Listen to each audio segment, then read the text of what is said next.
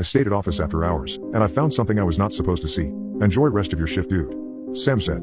I could sense he had sarcastic grin on his face. Fuck off. I mumbled, not raising eyes from the desk. We had a pool this morning. Whoever gets his number drafted, they are staying for overtime to input data from old paperwork into our digital system. I picked 7, which was my lucky number. At least, I thought. As soon as the 6 p.m. hit, everybody in the office left, leaving me alone to work until God knows when. I understood why I had to do this stupid task. Company was doing bad, like, really bad. Our budget was cut, we have let some people go too. Our manager wanted to appear as he was actually doing something other than scrolling Reddit all day, so he stated that we need to investigate data from the previous years, back when we filled out quotas by hand, and compare it to today's. Manager dropped 2 cases of folders shortly before everybody left. Seeing the size of them made me want to puke. I knew I was in for a long night of manually inputting numbers into Excel spreadsheets. Maybe even 2 nights. I lost track of how many hours had passed, but I logged in and I finished first box relatively quickly. As I started pulling out files from the second box, I felt a bit of hope. I just might finish everything tonight. I closed the folder with September 2007 October 2007 written on it, and I pulled out next one. It said February 2009 March 2009. Are you fucking kidding me? I yelled out loud. I stood in my cubicle to catch breath, and accept defeat. Now I had to go from the 9th floor, all the way down to the basement and find the folder with missing months.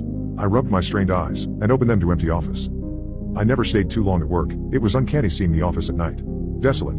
Overhead lights were shut down in each cubicle except mine, and other than green exit sign, I could only see shimmering glow of downtown visible in the distance, through the wall-high window panels on the opposite side of my cubicle.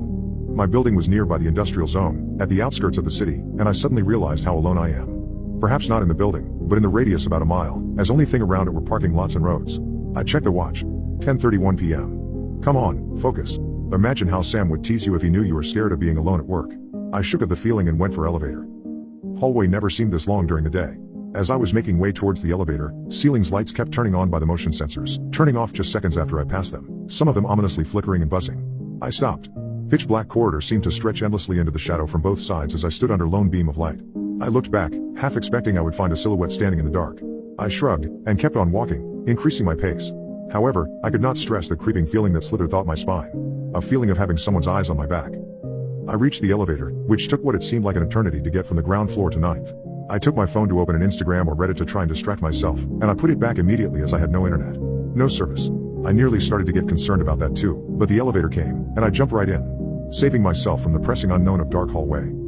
As elevator was heading down, I debated going straight home in my head, and leaving my stuff in the office. Pulling myself together, I realized how silly I am being. A grown-ass man, being scared of the dark. I should be scared of all the work that might wait for me tomorrow if I didn't finish it tonight. Realizing how much I started sweating from walking quickly, I took up the coat and just threw it on the ground, trying I was catching my breath. I slapped my face a couple of times, pep talking and convincing myself that I am not.